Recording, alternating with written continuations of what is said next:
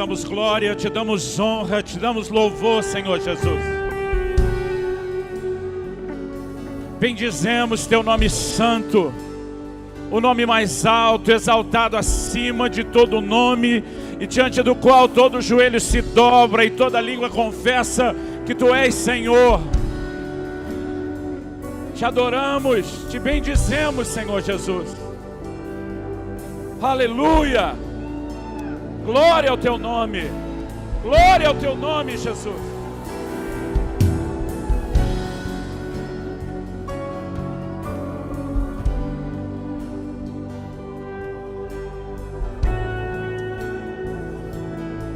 Glória a Jesus. Aleluia. Aleluia. Você pode se assentar.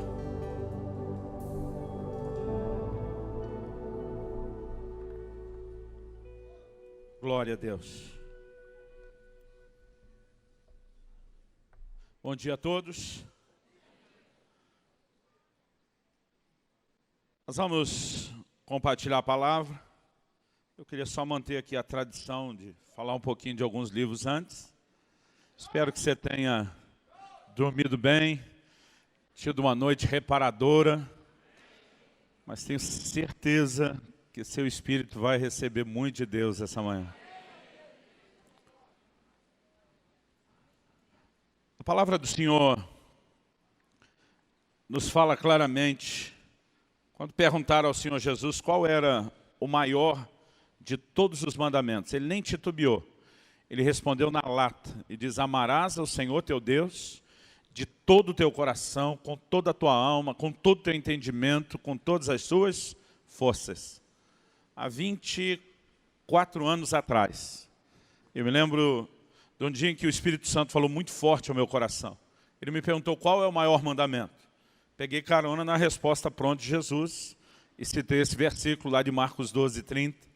E o Espírito Santo falou comigo: se esse é o maior mandamento, por que é que se fala tão pouco sobre isso na minha igreja? E aquilo me chocou. Primeira coisa que eu pensei, falei: é mesmo, os pregadores não estão fazendo um bom trabalho. Porque é mais fácil a gente ver o cisco no olho dos outros do que a trave no nosso. Falei: nunca vi ninguém pregar sobre o assunto. Eu já tinha visto, obviamente, menções durante a mensagem, da importância de voltar ao primeiro amor, mas alguém abordar, desenvolver o tema, eu fiquei pensando, nunca vi nenhum pregador falar disso. E na hora que eu me flagrei julgando os outros, foi quando o Espírito Santo falou: e você, por que é que nunca pregou sobre isso? Eu emudeci, eu não tinha resposta. Eu tomei uma decisão naquele dia, finalzinho de março ou começo de abril de 1994. Então, está quase para completar 24 anos. Eu decidi que eu ia enfiar a cara na Bíblia e tentar entender melhor o primeiro mandamento. E depois de entender, eu me dedicaria a procurar viver e praticar. Para, em terceiro lugar, ensinar. A Bíblia diz que Esdras dispôs o seu coração para entender a lei do Senhor, para praticá-la e para ensiná-la. E eu decidi seguir esses 3 passos. E o que de melhor a gente tem nessas últimas 2 décadas ensinado sobre o primeiro amor, sobre amor pelo Senhor, a gente resumiu nesse livro aqui: De Todo o Coração, Vivendo a Plenitude do Amor ao Senhor. Quero encorajar você, né, se puder, adquirir o livro e principalmente lê-lo. Né, mais do que você levar, é permitir que seu coração seja ministrado por ele. Fiz uma propaganda no primeiro dia, na primeira manhã, desse livro aqui, Fora do Alcance das Crianças. A plenitude de Deus está esperando você crescer. Nós sabemos que temos uma herança, mas o livro de Gálatas diz que o filho, né, enquanto menino, embora herdeiro, em nada difere, né, dos escravos na casa.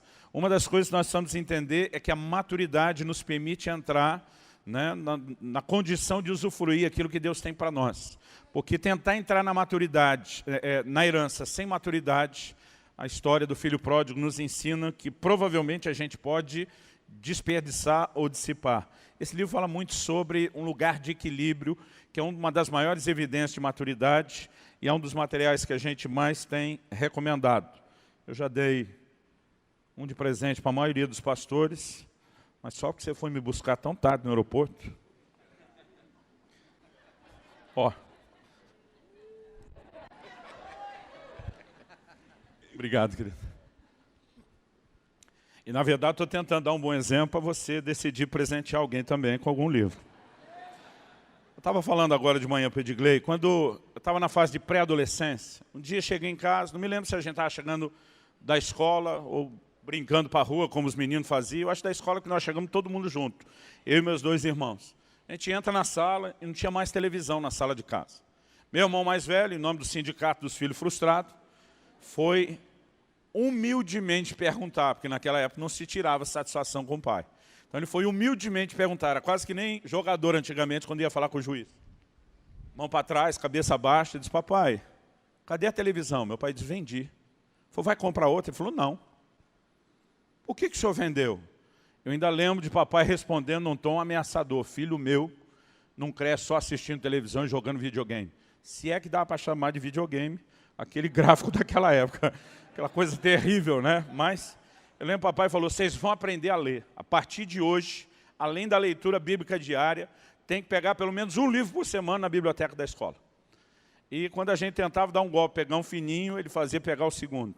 Teve uma época que o negócio subiu para 2 livros por semana. Eu não posso dizer para você que na época eu gostei. Porque, na verdade, eu odiei.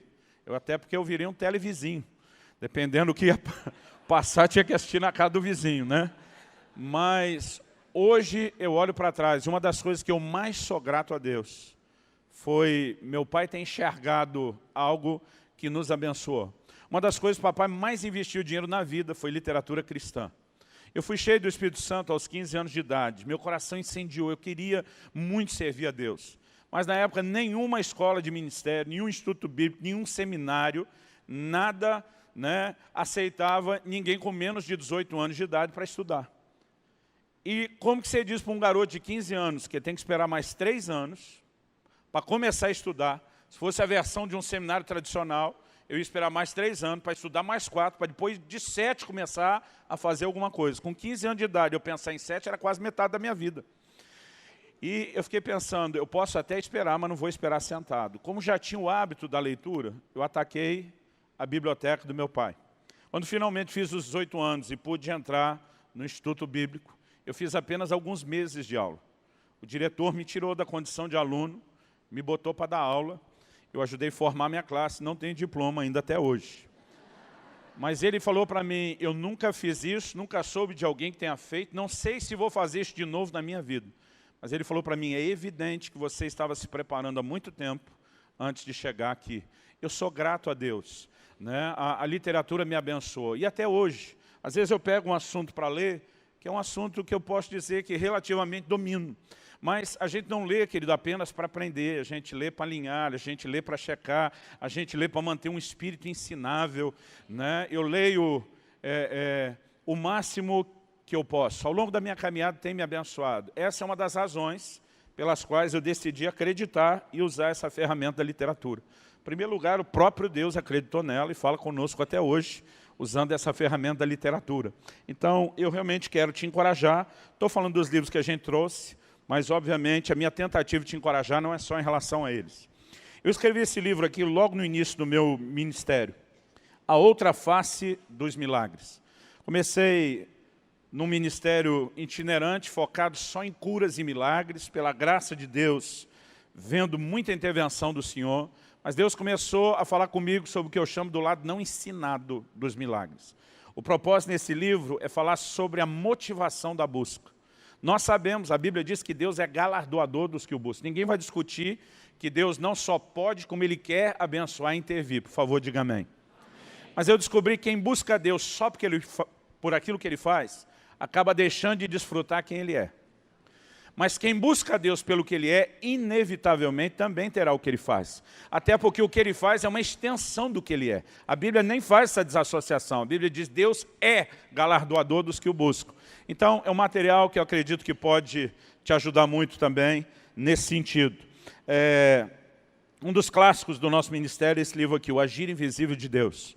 Quando eu contei ontem de manhã, sobre aquela experiência do que o anjo falou no acidente, esse é o livro onde a gente tem procurado ensinar a respeito da soberania de um Deus que usa circunstâncias que a gente não entende para trabalhar em nosso favor. Às vezes até circunstâncias que a gente nem precisava ter passado. Por exemplo, aquele naufrágio, que Paulo e aquele povo do navio vão parar na ilha de Malta, eu diria que era um naufrágio desnecessário. Se tivessem ouvido a direção de Deus, aliás, Paulo faz o que ontem, falando de Eliseu, eu brinquei ser o papel da esposa no casamento. Eu falei, eu disse, se eles tivessem me ouvido, nada disso teria acontecido. Mas ainda que eles tenham falhado e não ouvir, Deus ainda conseguiu tirar lucro da situação e trazer um avivamento para uma ilha, porque Deus tem a capacidade de fazer com que todas as coisas cooperem para o bem daqueles que o amam e são chamados segundo o seu propósito. Mas além de falar da soberania de Deus de um lado, é uma mensagem de fé e confiança do outro. A gente fala muito sobre como Deus usa essas circunstâncias para nos fazer crescer. E eu acredito que é um dos nossos melhores materiais que vai te abençoar também. A nossa última publicação foi esse livro aqui, O Propósito da Família. A importância da visão familiar na relação com Deus. Na primeira parte do livro eu falo sobre família. Na segunda eu falo sobre casamento. E na terceira eu falo sobre a vida conjugal, a relação do casal. Mas apesar de 2 terços do livro ser sobre casamento, eu não escrevi ele pensando só nos casados. Eu diria que até em primeiro lugar eu pensei no solteiro. Porque a melhor hora de se preparar para o casamento é antes de casar e não depois. Tem gente que espera primeiro casar, começar a bater cabeça, quebrar a cara, para depois tentar arrumar as coisas. E a ideia do livro não é apenas trazer um embasamento bíblico para nos discipular em relação à vida familiar, mas é mostrar que a visão que você tem de família, ela vai afetar o seu relacionamento com Deus. Então a ideia, além de ajudar a melhorar a qualidade de vida familiar, é principalmente ajudar no seu relacionamento com Deus. Quando o Senhor falou comigo a respeito desse material, eu não queria ter escrito um material tão grande. É um livro que está com mais de 300 páginas. E eu lembro da minha luta. Na verdade, eu escrevi o livro de trás para frente. O que hoje é a terceira parte foi a primeira que eu escrevi, porque a ideia era só ajudar os casais a entender o relacionamento, de acordo com a palavra de Deus, da vida conjugal. Mas quando eu terminei de escrever, me deu uma sensação, não adianta falar sobre a vida conjugal sem colocar os alicerces do casamento. Mas eu já tinha escrito umas 100 páginas. Aí eu fui escrever sobre os alicerces do casamento, deu mais 100. Mas quando eu terminei, me veio no meu espírito algo, não adianta falar sobre a vida conjugal, colocar antes os alicerces do que é o matrimônio, sem trazer o panorama do plano e o projeto de Deus para a família. E aí eu fiz o que a primeira parte foi a última. E quando eu escrevi, deu mais 100 páginas, entrei em desespero. Falei, Deus, o brasileiro não é empolgado para ler. É melhor fazer 3 livros de 100, uma série, do que um de 300. Porque quando ele parcela, parece que ele tem a sensação, eu dou conta. Mas se ele olhar o tamanho do livro, até eu quero ser honesto, irmãos, eu imprimi isso aqui com um papel mais fino, para ele não parecer que tem 300 páginas. Pronto. Verdade seja dita. Eu estava nessa agonia, nessa angústia, e eu me lembro de um evento que eu estava ministrando, numa cidade aqui do Nordeste. Era uma conferência sobre família, eu ia falar sobre família. Então eu estava olhando as anotações antes da ministração, e eu estou sentado de um lado de um camarada, desses que parece um profeta que saiu das páginas do Velho Testamento. Sabe daqueles que revela até a sombra? Eu estou ali olhando minhas coisas, esse camarada do lado, de repente, ele me dá um tapa no ombro e diz, ei, está escrevendo um livro novo? Porque eu estava pensando no assunto que ia ministrar, que era um dos capítulos do livro, eu comecei a pensar no livro. E eu lembro que, interiormente, sem verbalizar, eu falei, Deus, minha mente diz, como editor, que eu tinha que fazer 3 livros de 100. Meu coração diz que eu tenho que fazer um manual de ensino bíblico sobre 300. Normalmente é o coração e não a mente que está certo. Falei, mas dessa vez, eu preciso que o Senhor fale comigo um pouquinho mais claro. Eu preciso de algo um pouquinho mais para eu sair sem titubear.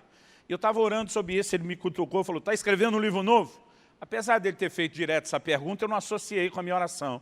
Falei, estou escrevendo uns 15. Ele falou, não, o que eu estou falando é diferente. É o único que vai ter 300 páginas. Fiz aquela cara de paisagem, mas por dentro estava, uau! Ele olhou para mim e falou, mas você não perguntou para Deus só sobre a quantidade de páginas. Você acabou de fazer uma segunda pergunta. E eu tinha acabado de fazer a segunda pergunta. A segunda pergunta era, Senhor, não adianta só eu saber se é um de 300 ou 3 de 100. Eu preciso ter certeza que o Senhor me comissionou a isso e que eu não estou me aventurando num terreno fora da sua comissão. E ele falou, mas você fez uma segunda pergunta a Deus. Você acabou de questionar se Ele te comissionou a isso ou não. Aí eu já estou quase com o queixo caído. Ele me diz, eu acabei de ver um anjo de Deus em pé na sua frente. Eu não me lembro se ele falou um livro ou um rolo, porque profeta tem sua própria gíria. Eles gostam de falar rolo. Ele falou, eu vi o anjo de Deus em pé na sua frente, lhe entregando algo e dizendo, eu te comissiono a alimentar a minha igreja com essas verdades. Então, irmão, não vou dizer que Deus avalizou 100% do que está aqui. Mas acho que ele olhou e falou, a maioria presta. Então, queria te encorajar, se você não tem, a fazer um investimento no livro. E quando eu era garoto, eu lembro de uma palavra que entre nós, os meninos, ela era quase, a gente brinca que era quase mágica. Bastava um olhar para o outro e falar, duvido que você faz. Gente, aquele era um negócio assim, a gente não controlava. Parece que tinha que ir lá e fazer só para provar. E o duro que eu achava que isso era só coisa de menino, mas já era adulto, casado, né? Já tinha um filho que tinha nascido, minha esposa estava grávida do nosso segundo filho, nossa menina, e eu fui ministrar num evento no Canadá, estava perto ali de Toronto, me levaram para conhecer Niagara Falls. Era inverno, boa parte daquelas quedas d'água congelada, estava menos 15 graus do lado de fora. A gente estava assim, com aquele monte de blusa, cachecol, gorro, luva, mas ninguém aguentava ficar do lado de fora, o nariz congelava, né? Era uma coisa terrível. E nós fomos procurar abrigo numa lojinha de souvenir que era quente para poder tirar a blusa. Quando a gente estava ali dentro, um dos discípulos meus que foi comigo olhou para mim e falou, duvido que você tire uma foto lá fora sem camisa. Eu olhei para ele e falei, mas aquele duvido, irmão, começou a martelar na minha cabeça. Falei, pega a máquina. Na época, a máquina fotográfica não era no celular. Vocês lembram dessa época que não era no celular? Falei para ele, pega a máquina. Aí nós saímos por lá de fora, irmão, arranquei aquele monte de blusa, fiquei sem camisa, fiz uma pose, tirei a foto, vesti de pressa. Voltei desmaiado dentro do carro, de tanto que eu passei mal com choque térmico. Mas fiz porque alguém falou duvido. Então, sem mexer na doutrina de fé, imaginando que é só uma linguazinha, vira para o irmão ao seu lado e fala, duvido você me dar um livro desse.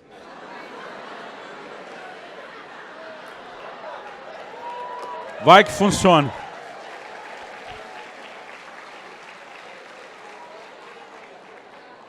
Glória a Deus. Abra, por favor, a sua Bíblia no Evangelho de Mateus, no capítulo 13, no versículo 52. Alguém me disse, sempre é bom fazer o povo rir antes, para eles não perceber que estão apanhando depois.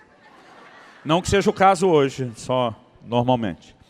Mateus capítulo 13, versículo 52. Gente, eu estou com o coração um pouco apertado, porque eu vou estar com vocês só mais esse período da manhã. Era bem isso que eu queria ouvir.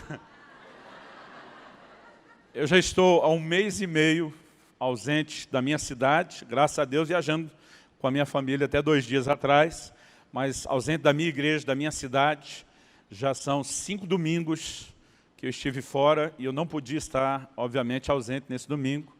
E para poder já estar nas nossas reuniões, começo pela manhã, eu tenho que voltar ainda hoje à tarde, mas um pedacinho do meu coração fica. Está um ambiente tão precioso. Eu sei que ano após ano essa conferência tem sido sempre bênção, já estive aqui antes, mas tem alguma coisa diferente nesse ar. E como normalmente o negócio só vai melhorando, o coração fica meio apertado, né? O próprio Jesus, a Bíblia diz, João 7, que no último dia, o grande dia da festa, né? Parece que vai chegando por fim, sempre vai ficando melhor. Foi o momento que ele declarou isso. Eu tenho certeza que Deus fará coisas especiais, extraordinárias, né? E tenho certeza que seu coração vai receber muito, muito da parte de Deus. Muito obrigado, Humberto, por ter feito as pazes comigo, me chamado novamente. Foi muito bom. Foi muito bom. Eu brinquei assim uma vez com o pastor. Falei, gente, faz tanto tempo que eu queria voltar, mas o pastor de vocês não queria, mas a gente se reconciliou. No final, um falou, é por isso que o Subirá não vinha. E foi muito precioso esse tempo com vocês. Estou tentando fazer essa parte bonita agora, porque eu não sei como termina depois. E vou fazer até coraçãozinho para você, Humberto, para todo mundo. Mateus, capítulo 13, verso 52.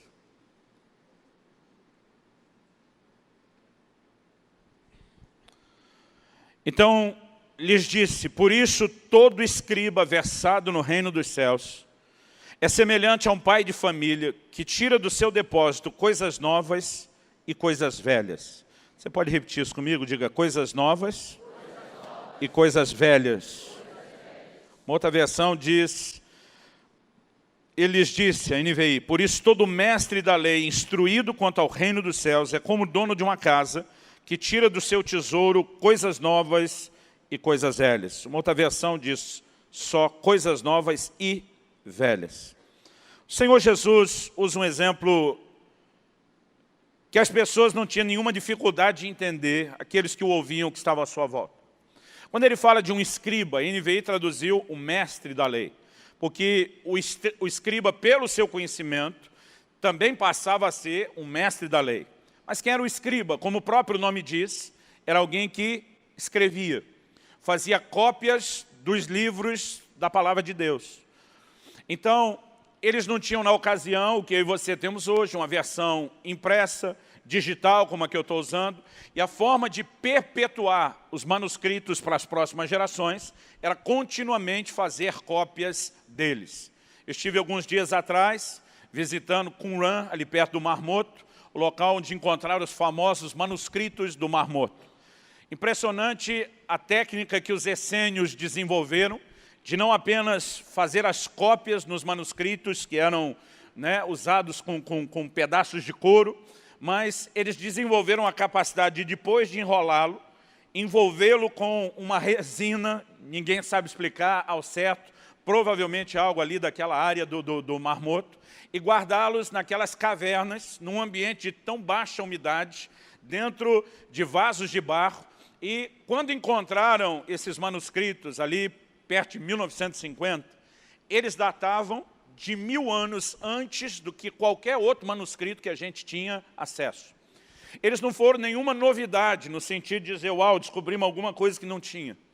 Mas, por exemplo, o livro de Isaías é um dos que foram achados, várias cópias do livro inteiro, de ponta a ponta, sem faltar nenhum fragmento. E é impressionante a precisão que isso nos leva a ter de como eles obedeciam essa formalidade em alta fidelidade de fazer as cópias do livro sagrado, da lei de Deus. Para mim, uma das melhores técnicas de memorização, ela está relacionada à visualização, e para mim escrever sempre me ajudou a memorizar. Na minha adolescência, eu copiei livros inteiros da Bíblia à mão. Isso me ajudou a memorizar muitos versículos. Agora, eu fiz isso algumas vezes com alguns poucos livros.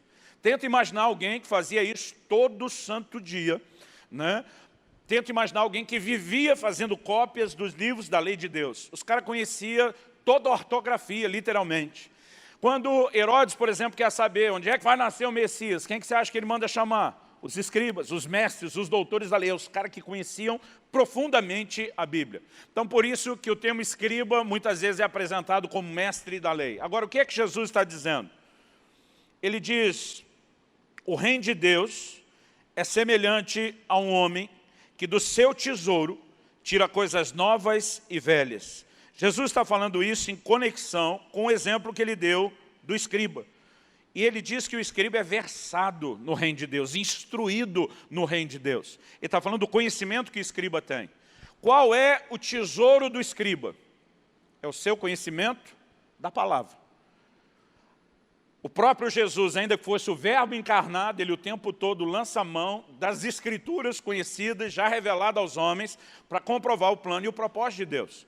Quando ressuscitado aparece aos discípulos no caminho de Emaús, a Bíblia diz que ele lhes provou, começando por Moisés, passando pelos profetas, indo até os Salmos, que era a forma como era dividida para eles o Velho Testamento. É como se hoje a Bíblia dissesse que ele foi de Gênesis a Apocalipse.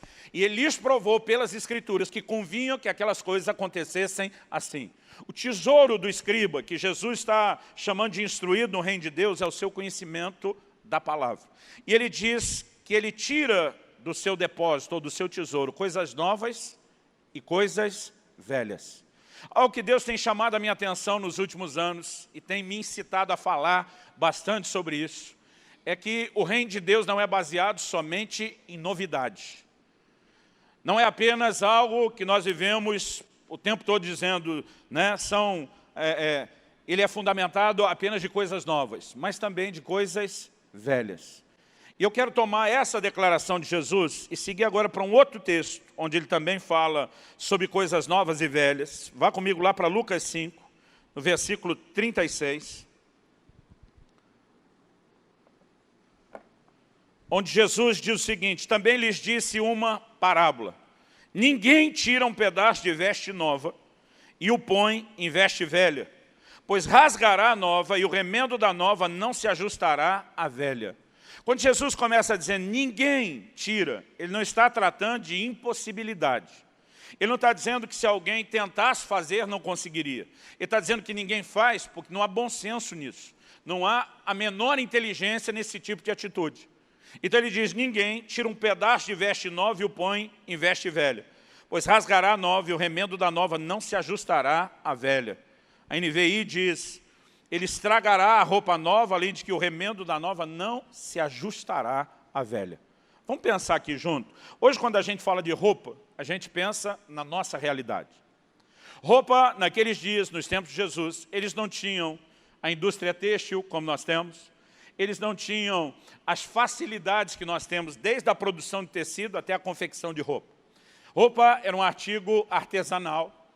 Como as leis de oferta e demanda sempre influenciaram os índices econômicos, nós podemos dizer que a incapacidade de produzir em larga escala, né, não fazia da roupa necessariamente o artigo mais barato. Eu lembro quando, no ano passado, a ANAC começou as mudanças, a Agência Nacional de Aviação Civil começou aqui as mudanças, para dizer que agora haveria um preço para a passagem só com a bagagem de mão e outra onde você tem que comprar a bagagem extra. Começou um protesto, uma choradeira, uma reclamação, porque às vezes nós vamos ficar 2, 3 dias fora de casa e precisamos de muita mala. Porque a gente pensa, tem a roupa que eu vou usar na manhã, tem a roupa que eu vou usar à tarde, tem a roupa que eu vou usar à noite, tem aquela que se eu sujar eu preciso, tem aquela que se fizer frio, né? E a gente hoje tem uma mentalidade que às vezes não nos ajuda a entender como eles se comportavam. Que naquela época, eles quando viajavam, em primeiro lugar não tinha essa logística que nós temos. Hotel à beira da estrada, né? Loja de conveniência, lugar para parar e comer, não era nada disso. Aliás, às vezes eles viajavam sem mala nenhuma. Jesus disse para sair sem levar ou se preocupar com 2 túnicas. Era muito comum você lendo o registro da antiguidade, não só o que você enxerga ali nas entrelinhas da Bíblia, gente que viajava com a roupa do corpo. No meio do caminho achava um lugar para tomar água, para se banhar, para lavar o corpo, às vezes esperava a roupa secar, às vezes saía secando pelo caminho. É com esse tipo de mentalidade que eu quero que você pense em alguém que está com a roupa não meramente suja, mas já rota, rasgada, precisando de um trato. Esse camarada tem acesso a uma roupa, a uma muda de roupa nova. Dá para classificar isso como a solução do seu problema. E você não precisa nem de muita inteligência para entender o que precisa ser feito. É só, nesse momento, descartar a velha e se apropriar, utilizar a nova. O problema estaria resolvido. Agora Jesus diz, ninguém numa circunstância como essa, em vez de pegar a roupa nova para vestir, vai dizer, não preciso disso tudo não. Só está faltando um pedaço aqui na minha velha. Então recorta só um pedaço dessa nova aí, costura do lado de cá e o problema está resolvido. Jesus está dizendo, ninguém faz isso. Porque ninguém, com perdão da palavra, seria estúpido o suficiente para cometer essa insensatez. Agora, embora ele está dizendo que no natural ninguém faria isso, ele está ensinando essas coisas, porque ele sabia que no plano espiritual, alguns teriam a insensatez ou a estupidez de tentar, em vez de se apropriar de uma solução integral que ele oferece, alguém tentaria se apropriar apenas de partes daquilo que ele oferece. E deixa eu te dizer algo que me preocupa. É a falta ou a incapacidade de uma geração, vou generalizar agora, de entender que o que Deus nos oferece é um pacote completo de transformação, provisão, suprimento, que vai mudar completamente as nossas vidas. Mas a forma como o Evangelho tem sido anunciado e pregado na nossa geração, sugere, embora nem sempre seja anunciado de forma explícita, que a gente pode pegar apenas a parte que nos interessa.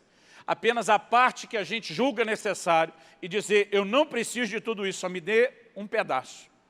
Jesus diz que esse tipo de atitude inutiliza a provisão que ele está oferecendo e não resolve o nosso problema. Agora deixa eu te dizer algo. Eu louvo a Deus, querido, que muita coisa a igreja avançou nas últimas décadas. Hoje, por exemplo, nós vemos muito mais testemunho de cura, de intervenção, de provisão, do que normalmente se falava na igreja décadas atrás. Mas uma coisa que me assusta é que hoje se fala muito menos, e obviamente estou generalizando, e os bons vão pagar a conta com os não tão bons. Hoje se ouve falar cada vez menos do que antigamente a gente ouvia testemunhar bem mais, que eram os milagres de transformação de vida. E isso me assusta. Porque o Evangelho ainda continua sendo o poder de Deus para a salvação, para a transformação de todo que crê. O Senhor Jesus ainda é o mesmo de ontem, hoje e será eternamente. O Senhor Jesus não mudou, o Evangelho não mudou, mas nós temos evidências claras e incontestáveis de que o resultado do Evangelho tem sido de alguma forma alterado. Repito, estou generalizando. Agora, algo que Deus tem falado ao meu coração, que o nosso principal problema é não observar advertências como essa. Enquanto Deus está oferecendo uma roupa nova, e roupa, querido, ela fala da condição do homem diante de Deus. De Gênesis, onde o homem se vê nu e precisa ser vestido por Deus, e Deus não aceita que se viste de qualquer forma, até Apocalipse, onde Deus fala sobre vestes brancas, ou lavar as vestes no sangue do Cordeiro. De Gênesis a Apocalipse, veste fala da condição do homem diante de Deus. O apóstolo Paulo usa essa linguagem da veste, dizendo que nós temos que nos despir do velho homem com seus feitos e temos que nos vestir do novo homem. Então há uma mudança de roupa. E quando nos achegamos a Cristo, Deus quer que a gente pegue essa roupa velha e diga, nada disso presta. Nada disso serve mais. O Evangelho, querido, não é algo que propõe Deus ficar remendando o estilo de vida que nós tínhamos. Ele está dizendo, descarta o que você trouxe até hoje e eu tenho uma roupa completamente nova para você. Eu vou te vestir de forma diferente. Agora, qual é o nosso problema? É acreditar que apesar de no natural ninguém fazer isso, no espiritual a gente poderia. E como igreja, nós temos falhado em achar que dá para remendar algumas coisas em vez de trocar de roupa. E a razão que eu colocaria talvez como uma das principais que nos leva a ter esse tipo de mentalidade é a nossa incapacidade de ver o todo, o pacote completo. Nós temos uma mentalidade que eu tenho classificado como uma mentalidade de departamentalização. A gente não consegue enxergar o bolo todo, a pizza inteira. A gente olha uma fatia ou outra. A gente olha um pedaço ou outro. Deixa eu tentar te dar alguns exemplos que ajude você a situar algum conhecido seu. Que é melhor falar dos outros do que da gente, né? Vamos começar falando a respeito de como nos relacionamos com a Bíblia. Qualquer boa livraria evangélica que você entrar, você vai achar para comprar uma caixinha de promessa. Agora, duvido você achar uma caixinha de exortação. Por que você não vai achar? Porque não tem. Por que não tem? Porque ninguém é louco de investir dinheiro numa coisa que não vende. Por que não vende? Porque nós não queremos exortação, nós só queremos promessa. A gente passa a se tornar seletivo sobre qual a parte da palavra de Deus que nos interessa. Qual a parte da palavra de Deus que a gente quer ouvir. E é para esse tipo de atitude e comportamento que nós somos inclinados, que Josué se levanta para declarar no final dos seus dias. E ele fala clara e abertamente sobre isso. Josué 23, de 14 a 16. Ele diz, tudo quanto Deus falou por boca de Moisés, seu servo, vai se cumprir. Ele diz, para o bem e para o mal. O que ele está dizendo? A palavra de Deus, toda ela é a verdade. Não apenas uma parte dela é verdade. Não é apenas a parte que Deus diz, eu vou abater os cananeus diante de vocês, eu vou entregar a terra na mão de vocês, mas cada vez que o Senhor diz, mas se depois de tudo isso, vocês pecarem contra mim da mesma forma como eu tirei a terra deles, eu tiro de vocês, da mesma forma que eu julguei eles, eu julgo vocês. Josué está dizendo, tudo que ele falou vai se cumprir. A palavra de Deus é a verdade ela toda. Agora, eu percebo que um crente, irmão, às vezes tem a capacidade de se agarrar a uma promessa. Deus, a tua palavra é verdade. O Senhor disse, eu tenho um compromisso, porque aquilo é interessante para ele. Mas quando a palavra de Deus está falando a respeito de um outro assunto da vida dele, ele não bate o pé para dizer, isso é verdade, e para levar a sério. Porque de alguma forma, por não ser tão interessante, ele excluiu aquilo, ele departamentalizou e falou, o que interessa é essa parte aqui. Conhece alguém que age assim? Vamos falar a respeito de oração. Na cabeça da maioria de nós, Talvez a definição de oração deveria ser: oração é o meio através do qual eu consigo de Deus tudo o que eu quero. Pastor, o senhor quer dizer que não dá para conseguir de Deus o que eu quero? Não. Não estou dizendo que isso não tenha um tanto de verdade. Estou dizendo que está longe de ser a verdade toda sobre oração. Jesus diz: nada tendes pedido em meu nome até agora. Pedi e recebereis para que a vossa alegria seja completa. Paulo escreve a Timóteo e fala de Deus que nos provê ricamente, simplesmente porque Ele quer que essas coisas possam trazer prazer, aquilo que nos apraz. Eu não estou dizendo que Deus não quer fazer algo que eu e você possamos de fato desejar e nos posicionar diante dEle para receber. O problema é definir oração só como sendo isso. Porque oração também deveria ser, em contrapartida, um meio através do qual Deus consegue de mim o que Ele quer. E não só o meio através do qual eu consigo de Deus tudo o que eu quero, também deveria ser o meio através do qual Ele consegue de mim o que Ele quer. É o que a gente aprende com Jesus. Quando no jardim do Getsêmani Ele se ajoelha para dizer: seja feita não a minha, mas a tua vontade. Oração deveria ser parte de um ambiente de rendição, onde eu e você muitas vezes vamos abrir mão do que queremos para que a vontade dEle é que se estabeleça. Jesus nos ensinou que a vontade de Deus se estabelece por meio da oração. Venha teu reino, seja feita a tua vontade. E há momentos que a oração vai ser o meio através do qual Deus consegue o que Ele quer, e não só o meio através do qual eu e você conseguimos o que queremos. Mas, de alguma forma, essa nossa incapacidade de ver o todo, enxergar o pacote inteiro e olhar só aquilo que nos interessa, tem revelado ou demonstrado essa nossa mentalidade de departamentalização. De vez em quando, eu tenho tentado servir o corpo de Cristo realmente sem fronteiras denominacionais. E eu tenho andado em todos os tipos de círculos. De vez em quando eu chego num evento, principalmente quando é de liderança.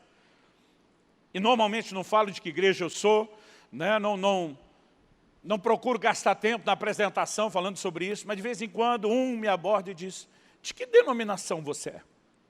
Eu entendo o propósito da pergunta. Ele quer saber quais são os fundamentos da minha fé, a minha escola teológica, a minha linha de pensamento. Mas, normalmente, quando eles me fazem essa pergunta, eu dou uma resposta que deixa eles um pouquinho mais em dúvida do que antes de ter feito a pergunta. Eu normalmente respondo: depende. O cara me olha e diz: como assim depende? Eu falei: depende do assunto que você quiser conversar, a doutrina que você quiser abordar, minha denominação muda. Porque aí os caras ficam me olhando com a cara. Irmão, como a maioria das denominações surgiram? Surgiram de um processo de restauração de Deus da sua igreja. Quando você estuda a história, não precisa ser só a história cristã. A história secular vai falar de um momento na vida da igreja que é chamado de o período das trevas. 1000 anos, onde a igreja se distancia absurdamente do que era a sua conduta e o seu padrão no início. É no final desses 1000 anos do período de treva que começou o que há 500 anos atrás nós passamos a chamar de a reforma protestante. A reforma era o caminho de volta, o caminho de restauração. Você lembra que em Atos capítulo 3, de 19 a 21, o apóstolo Pedro pregando, ele diz: arrependei-vos e convertei-vos para que venham os tempos de refrigério da parte do Senhor. Envie-lhe o Cristo. O que é esse envie-lhe o Cristo? Não está falando da primeira vinda. Ele diz: o qual já dantes vos foi indicado. Foi indicado quando? Na primeira vinda. Então, envia-lhe o Cristo é a segunda vinda. Ele diz: o qual convém que os céus contenham, segurem, até o tempo da restauração de todas as coisas, como falou Deus pela boca dos seus santos servos, os profetas. Independente de qual seja a sua cronologia escatológica, de como se darão os eventos do tempo do fim, algo que ninguém pode negar. Uma das marcas do final dos tempos será um tempo de restauração de todas as coisas, como Deus falou pela boca dos seus servos, os profetas. E a igreja está vivendo um processo de restauração. Então, de repente, se levanta um Lutero e diz: gente, vamos parar com essa palhaçada de que salvação é mérito. Salvação se recebe pela fé, é uma expressão da graça de Deus, tem que ser abraçada pela fé. E Lutero, quando levanta e resgata essa verdade, ele começa a atrair seguidores, que até hoje se chamam de luteranos, que defendiam a salvação pela fé e não pelas obras. Mas isso não era tudo que precisava ser restaurado. Então, daqui a pouco, surge um grupo dos batistas, tendo os anabatistas por trás de si na história, defendendo, não, tem um batismo diferente do que nós estamos praticando. É um batismo onde se afunda mesmo o camarada para testemunhar a morte e sepultamento com Cristo, tira da água para testemunhar que ressuscitou com Cristo, porque essa fé que salva requer identificação com o que Jesus fez. E de repente as pessoas começam a dizer a verdade, tem isso aqui também, e começam a se unir em torno disso, e surgem principalmente os batistas. Mas daqui a pouco levantam um Wesley para dizer, ei, existe essas duas coisas, mas tem também uma conduta correta daqui para frente chamada santificação. Tem uma vida disciplinada, tem uma vida onde o cristão segue uma metodologia estabelecida por Deus. E daqui a pouco surgem os metodistas.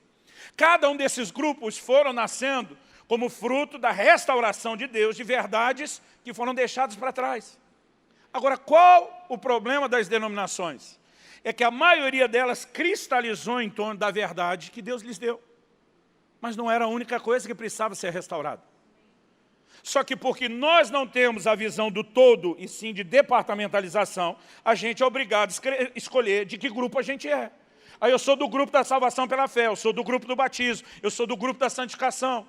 Aí vem, na virada do século XIX para o XX, o movimento pentecostal que varreu a terra e foi o início de um grande avivamento que Deus começou a trazer na terra. Se levantaram os pentecostais defendendo a contemporaneidade dos dons. São parte da obra da restauração, sim, mas isso também é uma das verdades. Aí o camarada me pergunta, de que denominação você é? Eu digo, depende. Eu falo, você quer conversar comigo sobre evangelismo? Eu estou com o velho e antigo Exército da Salvação, que foi um dos primeiros grupos a dizer, sai pelos becos e valados, lá fora onde o pecador está, não fica esperando ele aqui não. Se você quiser conversar sobre cada assunto, eu digo para eles, a minha denominação vai mudando. E deixa eu dizer, querido, respeitosa e amorosamente, não me entenda mal. Isso me afetou desde a minha adolescência, uma das coisas que mais mudou a minha vida. Mas mesmo o movimento Palavra da Fé é um aspecto dessa restauração que Deus está produzindo. O inteligente não é só dizer eu sou disso ou daquilo, é a gente ter o bom senso, a sabedoria, dizer de fato a salvação é pela fé, como Deus usou Lutero, de fato tem esse negócio aqui do batismo, de fato tem esse negócio dos dons, e começamos a agregar a visão maior da revelação que Deus tem para nós. E deixa eu dizer, querido, ninguém de nós vai ter a revelação completa. Até um Moisés que fala com Deus face a face tem que encontrar de vez em quando um jeito que diz, ô cabeção, você não pensou em fazer esse negócio desse jeito, não? E aí Deus diz, ouve ele, Moisés, o que é que Deus está dizendo para mim e para você? Eu nunca vou te entregar toda a revelação. Você tem que estar conectado ao corpo, vocês aprendem uns com os outros, vocês precisam uns dos outros. Então nós precisamos voltar a esse lugar de enxergar o todo, o pacote completo. Em agosto de 2012, eu e minha esposa fomos passar 2 semanas na Índia. Tem uma missão Adore, que nós apoiamos, damos suporte financeiro, suporte de oração e intercessão, enviamos missionários para apoiá-los no campo. Eles têm feito um trabalho extraordinário. Além de plantar igreja, o carro-chefe da missão é plantar escolas. Eles dão ensino de alto nível, dão comida, material escolar, roupa para essas crianças. Ele já tem, só numa das bases na Índia, quase 2.500 alunos. Não estou falando de coisa pequena. Eles têm autorização do governo da Índia para ensinar na escola, baseado na Bíblia. E eles estão, através dessas crianças, não só levando o evangelho para elas, mas através delas entrando e tocando a casa dos pais. Igrejas estão sendo plantadas, eles estão fazendo um trabalho lindo. E depois de anos só apoiando à distância, esse meu amigo falou, cara, eu preciso que você venha aqui. Falei, cara, é melhor te dar o dinheiro da viagem do que ir. Ele falou, não, eu preciso que você venha. Eu preciso que você cheque o que é que nós estamos fazendo. Eu preciso que você me ajude a dizer o que é que nós estamos fazendo. Eu preciso que você esteja aqui, porque isso respalda o trabalho. Não é só os outros saberem que você botou dinheiro, você veio conferir. E durante anos eu falei, cara, estou correndo, não dá? Finalmente marcamos em 2012. Mas quando foi se aproximando da viagem, ele me ligou, tudo certo para a viagem? Eu falei, cara, tá certo não. Ele falou, por que não? Eu falei, cara, alta temporada em agosto, tanto na Europa como aí na Ásia. As passagens estão caríssimas. Você quer que vá eu e a Kelly? Minha esposa, ela sempre trabalhou como orientadora pedagógica, eles queriam a ajuda dela na escola. Eu falei, o desafio está grande e eu não tenho condição nesse momento de investir essas passagens, eu acho que não é a hora. Eu lembro que ele falou, e quando que um desafio financeiro te parou quando você queria fazer alguma coisa? Eu lembro que do outro lado, a conversa era por Skype na época, do outro lado da tela ele fala assim para mim, cara, a menos você diga que Deus te deu uma palavra para não vir, eu não vou aceitar que você volte atrás não. E desligou o telefone, fiquei até com raiva do jeito que ele falou. Aí eu fui orar, falei, Deus, me dá logo essa palavra para eu não ir então. Eu estou tentando ajudar o cara, ele me trata como se fosse obrigação, vem jogar esse peso para cima de mim, me dá logo essa palavra, me libera logo desse negócio. E de repente o Espírito Santo falou comigo. Eu abri a porta, eu coloquei no seu coração que vá, e eu não quero que você volte atrás. Eu levei um susto, falei, o senhor vai ficar do lado dele, é isso? Eu falei para Deus, então tá bom, então me dá o dinheiro que eu vou, me lembro até hoje. Era 8.000, na época, 8.496 reais o custo das passagens. Hoje estaria quase o dobro, só para você ter uma ideia. E eu falei para Deus, então é o seguinte, me dá o dinheiro que eu vou. A hora que eu falei isso, eu não sei se você tem essa sensação, às vezes eu tenho a impressão no meu espírito que o tom de voz de Deus muda. A Bíblia diz que quando Moisés está dando desculpa na frente da sarça, a Bíblia diz, acendeu-se a ira do Senhor. Esse dia ela não deu uma acendida, mas ela começou a esquentar. Ela ficou morna, pelo menos. O Espírito Santo falou comigo, esse é o planejamento de ter o dinheiro primeiro para gastar depois, você faz quando for suas viagens de família. Quando eu te mando ir, você me obedece, não questiona. Eu levei um susto, falei, tá bom. Tá bom, eu te obedeço, não questiono. Mas tem o seguinte, o senhor quer que eu vou, o senhor é responsável, concordo que o senhor é responsável por suprir, mas no que eu puder, além de não te ajudar, eu vou te atrapalhar. Irmão, a fé às vezes faz a gente surtar, e aquela hora me deu um surto de fé. Eu falei, o senhor vai fazer isso sozinho. Eu falei, se eu fosse domingo, na frente da igreja, pedisse ao meu povo para me ajudar a bancar essa viagem, sabendo o que eu vou fazer, eu tenho certeza que eles me ajudariam. Pois agora não falo para ninguém, não peço para ninguém, o senhor te vira. Passei a mão no telefone, liguei para a agência, falei, emite as passagens. Como é que vai pagar? Falei, depois nós resolvemos, emite essas passagens. Eu me lembro até hoje, sexta-feira 13. Dia de azar. Sexta-feira, 3 de julho de 2012. Eu falei para Deus, agora é contigo, te vira. Sexta-feira que vem, que era o dia 20, eu estava pregando em Florianópolis, lá em Santa Catarina. No final do culto, um irmão me procura, fazia umas semanas. Falou, pastor, eu vim de uma outra cidade, quando soube que o senhor ia estar aqui, queria te ouvir pregar. Falei, que benção, irmão. Ele falou, mas não vim só para te ouvir pregar. Deus colocou no meu coração te procurar e Ele mandou te ajudar numa viagem que o senhor vai fazer. Pensei, mais uns 10 desses, resolve. Eu falei, que legal. O senhor tem uma viagem a fazer? Realmente tenho. Precisa de ajuda? Vai ser bem-vinda. Aí ele falou, olha, eu não trouxe comigo o dinheiro. Se o senhor pudesse me dar alguma conta para eu depositar depois. Falei, claro, irmão, em nome de Jesus está aqui, ó, toma conta. Passei o número de conta para ele, ministrei. A sexta, o sábado à noite, voltei de carro para Curitiba, dá umas 3 horas, que ia pregar nos cultos domingo. Domingo, aquela correria, esqueci. Na segunda de manhã, acordei um pouquinho mais tarde, meu dia de descanso, tive meu tempo com Deus. Fui fazer o que semanalmente, pelo menos eu faço, sentar e dar uma checada nas finanças. Quando acesso a conta bancária, eu vi um susto. Tinha um depósito de R$8.490 na minha conta. Peguei o código da agência, chequei, era da cidade que ele disse de onde tinha vindo. Comecei a rir, minha esposa falou, que você está rindo? Falei, mostrar aquelas passagens para a Índia? Falei, sei.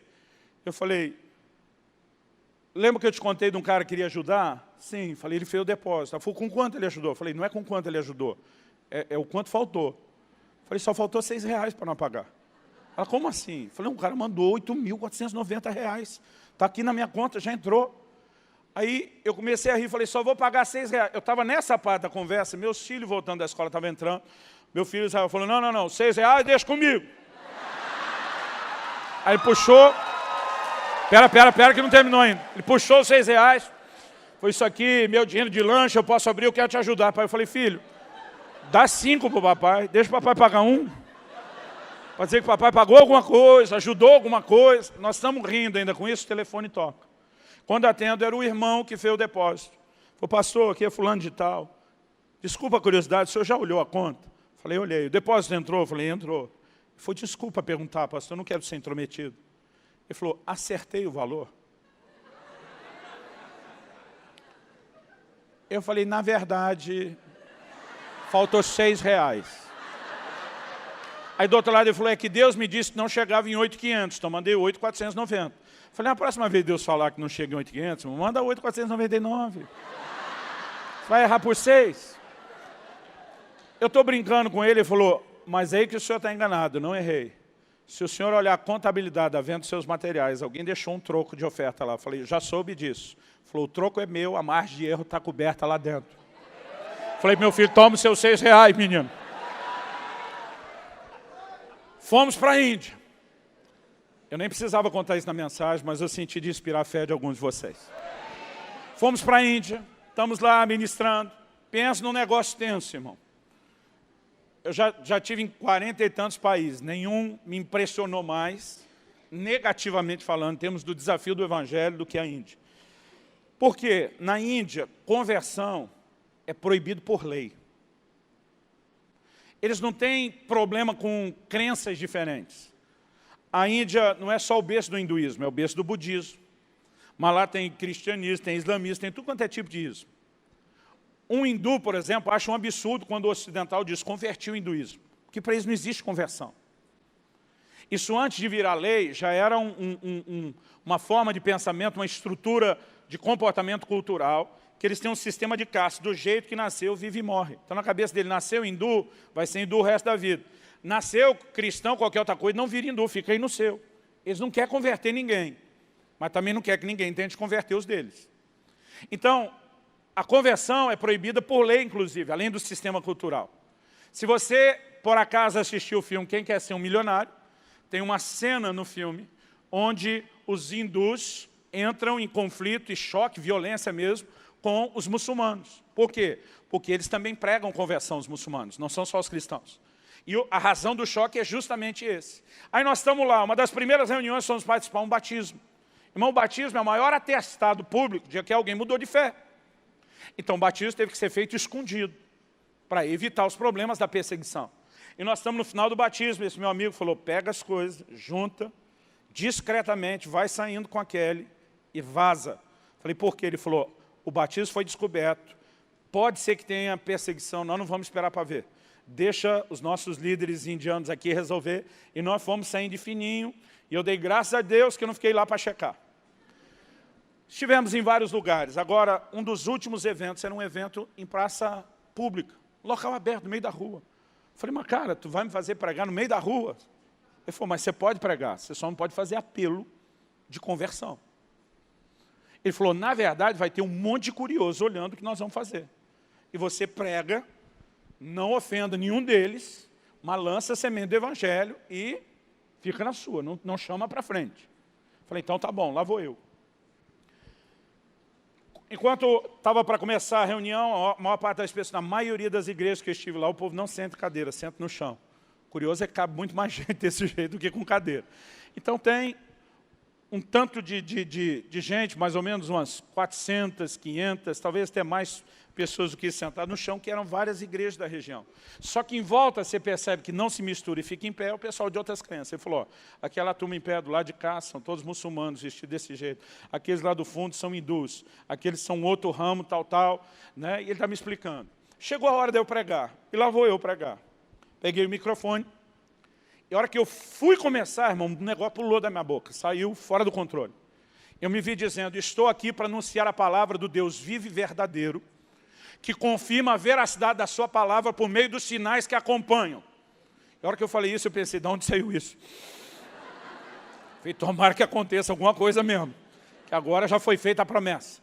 E comecei a pregar. Irmão, em poucos minutos que eu comecei a pregar, o clima começou a mudar rapidamente. Estou falando do clima espiritual não, o clima natural. Outro dia alguém me perguntou, pastor, existe diferença, espiritualmente falando, dos céus de uma nação para outra? Ó, se existe mesmo, não vou te dizer com toda certeza, mas que me parece que tem, me parece. Eu falei, por exemplo, você está na Coreia do Sul, o céu é aberto. Você viaja 2 horas e pouco para o Japão, o céu parece que é fechado. Ele falou, e a Índia? Eu falei, a Índia é aberto.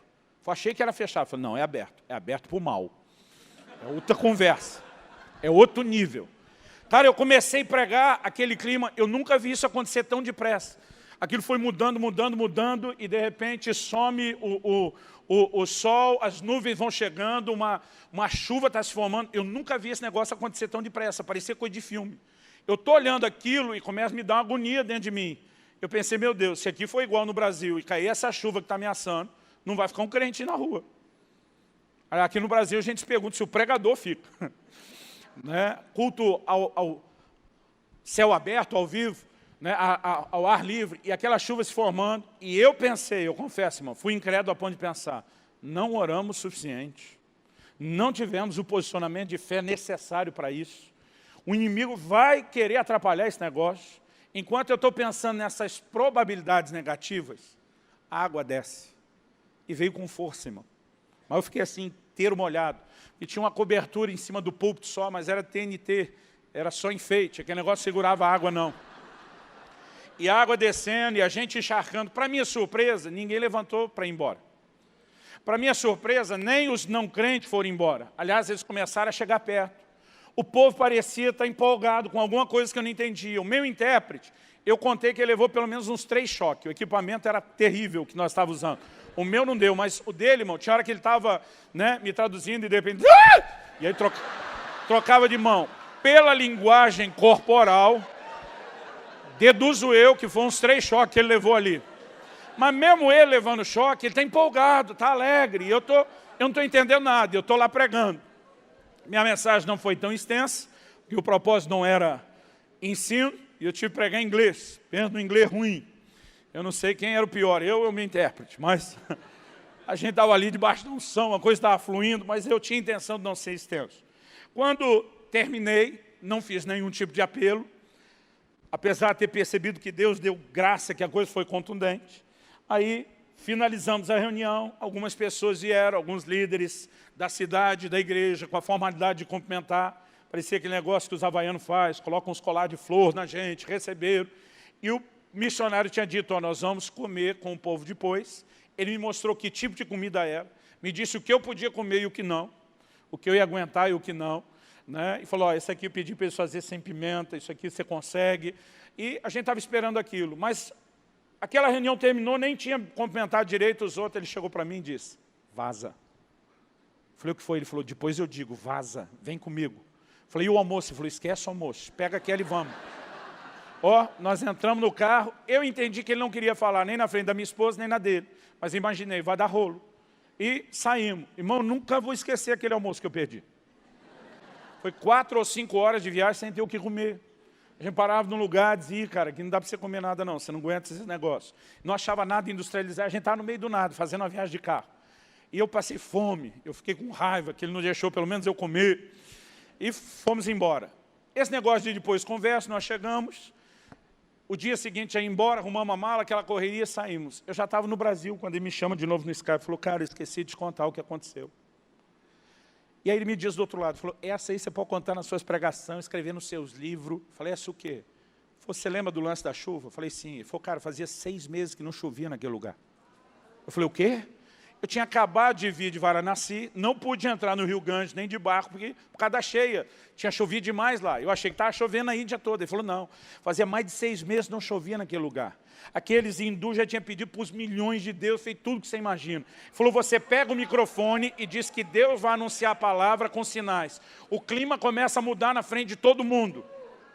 Eu falei, então foi Deus? Ele falou, os hindus começaram a falar entre eles, o Deus dele funciona.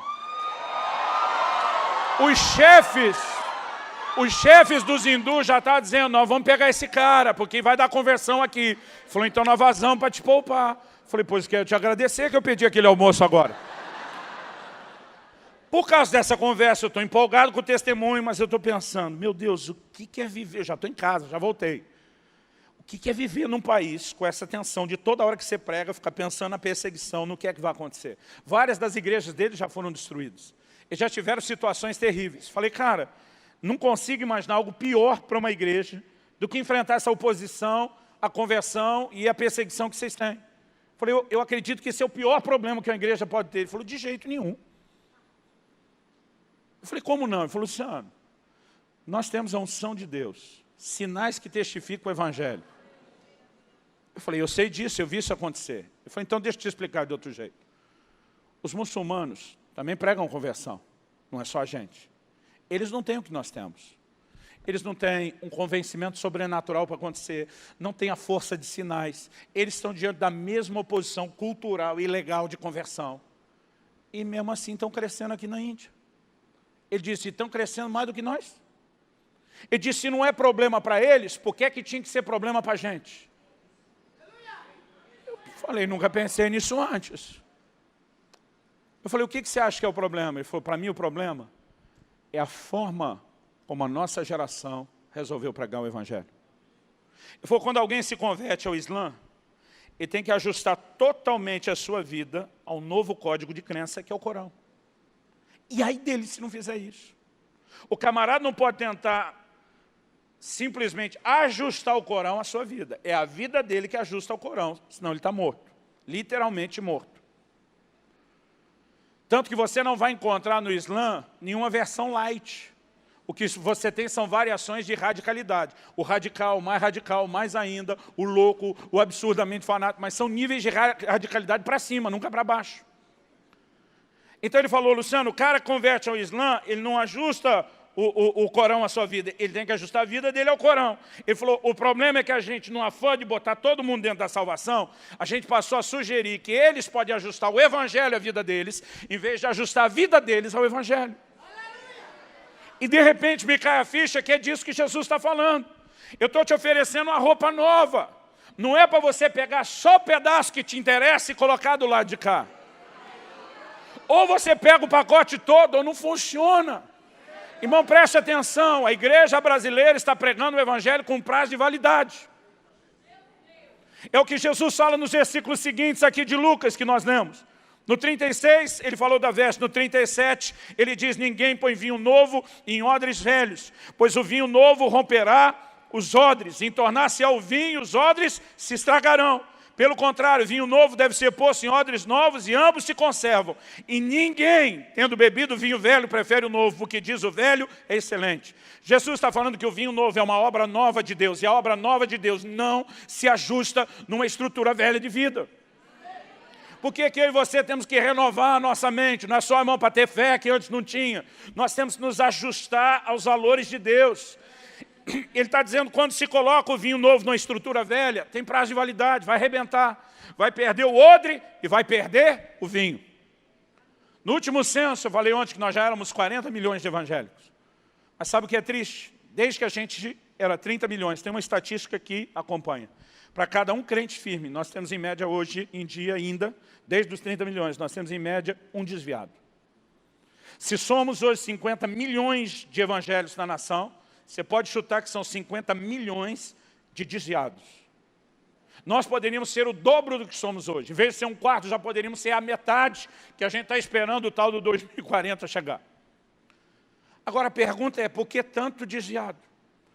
Me parece que o nosso maior problema na nação não é evangelizar ou converter, é manter essas pessoas.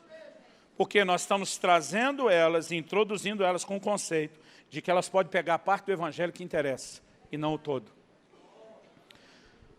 Agostinho disse, se você crê somente naquilo que gosta no evangelho e rejeita o que não gosta, não é no evangelho que você crê, mas sim em si mesmo. Naquela hora que eu conversava com meu amigo, ele falou assim para mim, Luciano, isso aconteceu na Europa. A Europa foi um continente de avivamento que evangelizou o mundo. E hoje é um continente de nações chamadas pós-cristãs. Nós estamos vivendo um período na Europa de chamar de pós-cristianismo.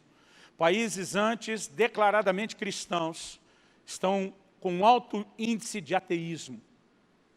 Ele diz, o que aconteceu na Europa já está sendo replicado nos Estados Unidos. Depois da Europa, o segundo ambiente que Deus mais usou para evangelizar o mundo, espalhar o fogo do avivamento. Ainda há focos de resistência, Deus seja louvado. Mas, irmão, é triste o que está acontecendo. A taxa de crescimento da igreja americana não mantém nem o nascimento dos filhos dos crentes.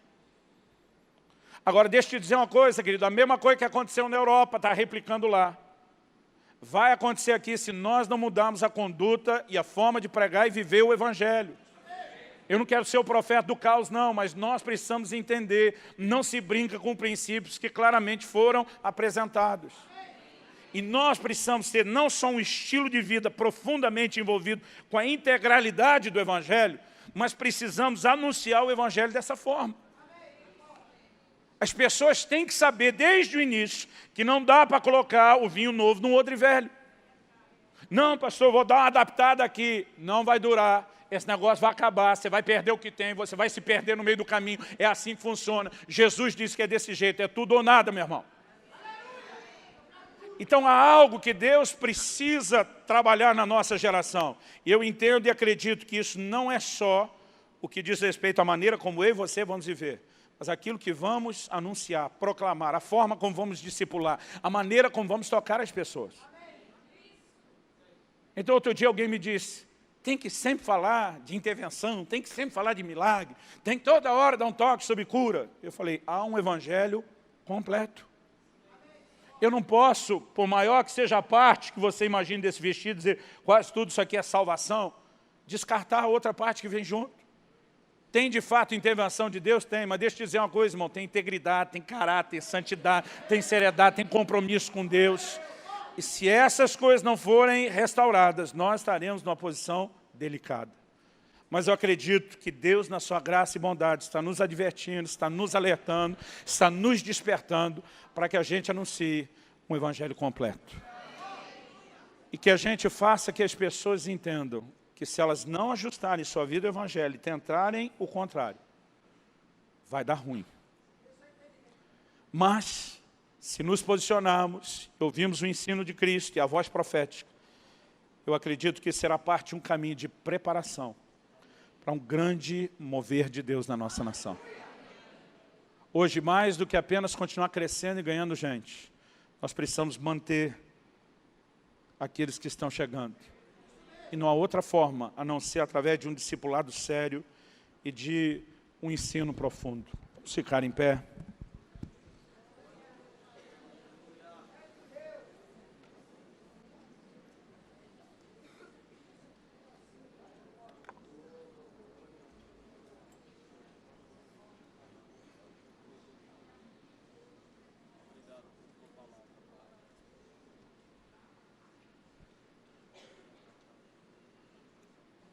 O apóstolo Paulo diz, em nada tenho a minha vida como preciosa, contanto que eu complete a carreira e o ministério que recebi de Jesus nosso Senhor, de anunciar o evangelho da graça de Deus.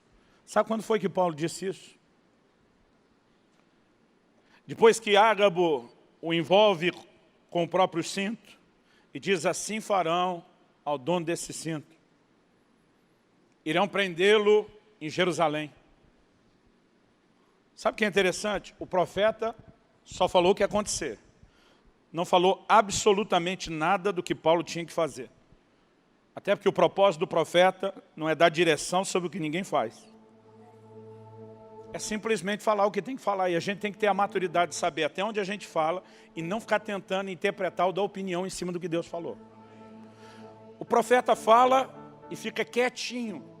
Ele não vai além daquilo que Deus entregou. Mas a palavra de Deus diz que as pessoas à volta de Paulo começaram a dizer para ele, não vá, faz isso não vai. E no versículo 22 de Atos 20, Paulo diz, agora constrangido em meu espírito, vou para Jerusalém, não sabendo o que ali me acontecerá. Está falando dos detalhes. Senão que o Espírito Santo de cidade em cidade me assegura que me esperam cadeias e tribulações. O que Paulo está explicando aqui? Está dizendo, gente, Deus mandou esse profeta não para me advertir que eu não vá. Esse profeta só veio me lembrar o que o Espírito Santo já me fala, cidade em cidade, o que é que me espera. São cadeias, são tribulações. Esse homem de Deus só veio me lembrar qual será o preço da minha obediência. E não tentar mudar o meu propósito e a determinação de obedecer. São duas coisas completamente distintas. Agora, o que os irmãos à volta estão dizendo? Não vai, Paulo. Deus está falando para não ir. Qual é o filtro de entendimento deles? É o egoísmo e a carnalidade. Se tem algo que não é interessante, vaza. Porque normalmente é assim que nossas emoções, nosso filtro carnal relaciona com as coisas de Deus. A gente está sempre procurando o que é interessante para a gente. Não, se Deus falou que está ruim, então não é para ir não. Sabe, querido, de alguma forma, se nós não nos alinharmos a uma percepção mais profunda do que o Espírito Santo quer de nós, nós sempre vamos ter a inclinação de buscar o que é o nosso interesse. Eu acredito que Deus vai restaurar essa estirpe de homens e mulheres de Deus, que vão dizer, não importa o quanto me custa, eu vou andar dentro do trilho, eu vou andar dentro do plano e dentro do propósito de Deus. Eu vou cumprir aquilo que Deus me chamou para cumprir e ponto final. Porque o Evangelho não é o Evangelho dos nossos interesses. Irmão, por mais que Deus vai fazer coisas extraordinárias na minha e na sua vida, nós precisamos entender que ao longo da caminhada nós temos que nos anular, nós temos que nos negar. É muitas vezes tomar mesmo essa cruz e dizer, eu morro para mim, eu vou viver para cumprir o plano e o propósito de Deus. Estava numa reunião com pastores da minha equipe anos atrás, desafiando eles a plantar igreja nas cidades vizinhas. Comecei a perguntar quem quer ir para onde. Temos um desafio na cidade tal. Primeira pergunta que um deles fez, tem shopping center na cidade? Eu falei, eu vou fingir que você não falou e que eu não vi isso. Porque se a sua decisão de mudar para a cidade depende só do tipo de conforto que você vai ter lá, é melhor você ficar aqui ou achar uma cidade melhor do que essa. Sabe, querido, eu não estou dizendo que você não possa ter essas coisas. Aliás, Jesus diz, quando você busca o reino em primeiro, Ele diz, eu vou te dar as coisas. Mas você não tem que correr atrás das coisas. E nós fizemos o Evangelho no meio de conseguir as coisas. A minha geração, quando era garota, a gente olhava para os homens e mulheres de Deus e a gente queria ser o que eles eram. A nova geração olha para a gente, quer ter o que a gente tem, é diferente. Algo está mudando e nós não podemos permitir que isso aconteça e ficar silencioso diante disso. Há um grito no coração de Deus para que homens e mulheres se levantem dizendo, eu vou viver o Evangelho completo, eu vou viver comprometido com a causa do Evangelho, eu vou viver o plano completo de Deus. Eu quero te desafiar. Não importa como você quer fazer isso, em pé, sentado, de joelho, no seu lugar. Se quiser vir aqui à frente, mas por alguns minutos dizer, Senhor Jesus, eu não quero adaptar nada do Evangelho à minha vida, eu quero ajustar a minha vida ao Evangelho. Eu quero me entregar em níveis cada vez mais profundos ao Senhor. Eu quero ser esse tipo de gente comprometido até a morte, se necessário. Comprometido em viver o teu plano, em viver o teu propósito, em viver a tua vontade, a plenitude que o Senhor tem. Fala com Deus agora, do seu jeito, da sua maneira. Fala com Ele. Pode ser que o Espírito Santo comece a falar de coisas específicas que você precisa colocar no altar hoje. Talvez Ele fale de coisas específicas ou de áreas específicas onde você começou a fazer alguns ajustes, tentando ajustar o Evangelho a você, em vez de você se ajustar ao Evangelho. E nessa hora corresponda com o que o Senhor falar ao seu coração. Eu gostaria que em algum momento você, junto comigo, orasse.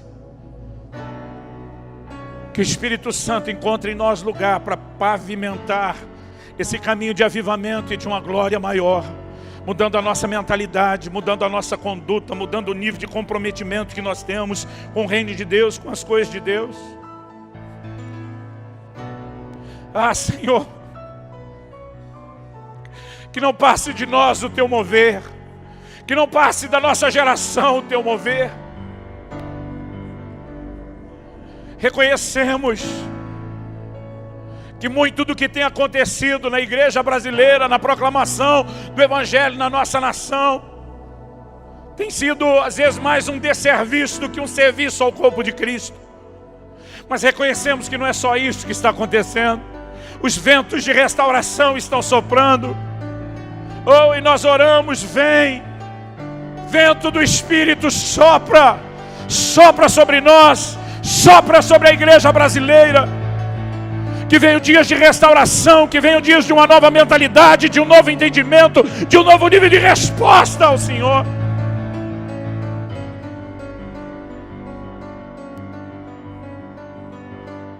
Reconhecemos que muitas vezes, Senhor, o nosso filtro de carnalidade nos leva a procurar o que são os interesses que podemos lucrar com isso.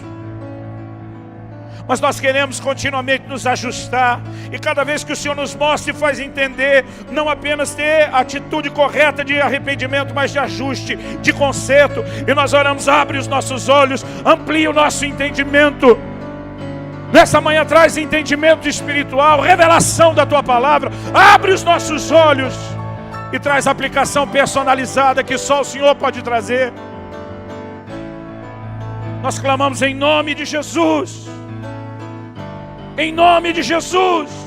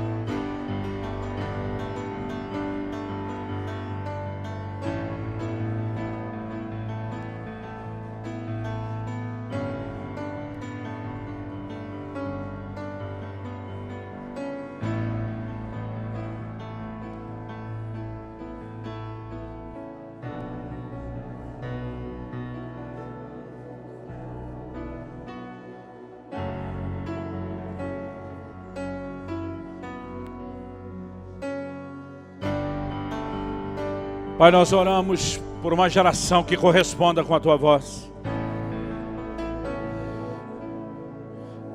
Que não tente ser santa e profana ao mesmo tempo. Que não tente combinar a parte que interessa do Evangelho com aquilo que do seu estilo de vida anterior eles não querem abrir mão. Nós oramos por dias em que o nível de maturidade suba e cresça como uma disposição de entrega, de rendição ao Senhor e ao seu governo nunca antes vista. Que a Tua palavra enche, controle e governe os nossos corações. Restaure a nossa mente, nos alinhe aos Teus valores.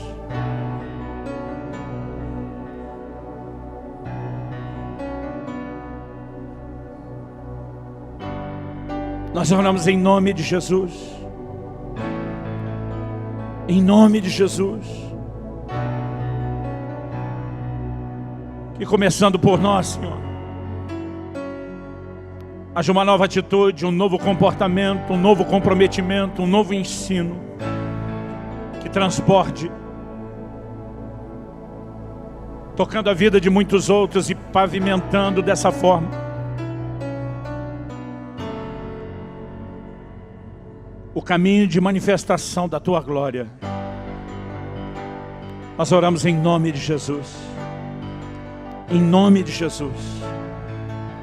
Para a glória de Deus. Se você crê e concorda, diga amém. Se você recebe essa palavra, diga eu recebo em nome de Jesus.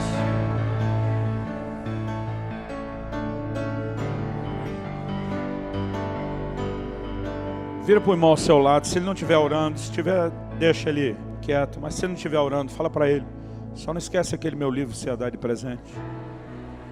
Deixa Deus te usar, vaso.